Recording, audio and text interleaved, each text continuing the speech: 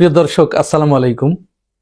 আমাদের পার্শ্ববর্তী কাঁটাতারের বেড়াবেষ্টিত ওই দেশটি বর্তমান সময়ে এমন একটা অবস্থার ভিতরে পড়েছে, এমন একটা গর্তের ভিতরে তারা পড়েছে, তারা ওই গর্ত থেকে এখন আর সহজে উঠতে পারছে না। তারা গর্তটি কেটেছিল বাংলাদেশের জন্য, কিন্তু বাংলাদেশের জন্য এই গর্ত কাটার পরে ওই গর্তের ভিতরে যে তারাই পড়ে মরবে, এটি তারা কখনো ঘূর্ণাক্ষরেও চিন্তা করতে পারে নাই। দীর্ঘদিন ধরে ক্রিকেটে একক আধিপত্য বিস্তারকারী এই দেশটি হেন কোনো অপকর্ম নাই যা করে নেই, যার কারণে তার এই অপকর্মের শিকার হয়ে অনেকের ক্রিকেট জীবন নষ্ট হয়ে গেছে, অনেকে অল্প বয়সে ক্রিকেট থেকে দূরে সরে যেতে বাধ্য হয়েছে, অনেক দেশের ক্রিকেট পর্যন্ত ধ্বংস হয়ে গেছে।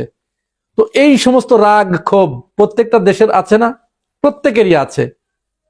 সবশেষ তারা বাংলাদেশের সাথে কোন ধরনের আচরণ করেছে এটি আপনাদের সবারই জানা। বাংলাদেশের ম্যাচগুলোতে তারা ম্যাচ ফিক্সিং, বাংলাদেশের খেলোয়াড়দের টাকা দিয়ে ম্যাচ জিতে নেয়া, যেহেতু আমাদের বাংলাদেশের যারা খেলোয়াড় আছে, বিশেষ করে শেখ হাসিনার আমলে যে খেলোয়াড়গুলো খেলেছে, ফাইনাল ম্যাচ পর্যন্ত তারা টাকার কাছে বিক্রি হয়ে গেছে, এমন দালাল পর্যন্ত আমাদের বাংলাদেশে আছে। এই দালালগুলোকে আমরা চিনতাম না, এই দালালগুলোকে আমরা দীর্ঘদিন ধরে সাপোর্ট দিয়ে এসেছি, কিন্তু একটা ঘটনায় মুস্তাফিজুর রহমান ইস্যুতে এই দালালগুলোর চেহারা আমাদের কাছে পরিষ্কার হয়ে গেছে।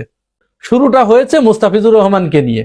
মুস্তাফিজুর রহমানকে যখন কলকাতা নাইট রাইডার্স বাদ দিয়েছে, কেন বাদ দিল?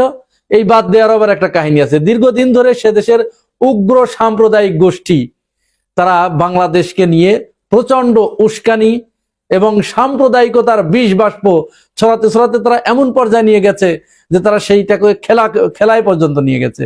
অবশেষে তারা তাদের সরকারের কাছে, ওই দেশের সরকারও কিন্তু সাম্প্রদায়িক, সরকারের কাছে এমন দাবি জানাইছে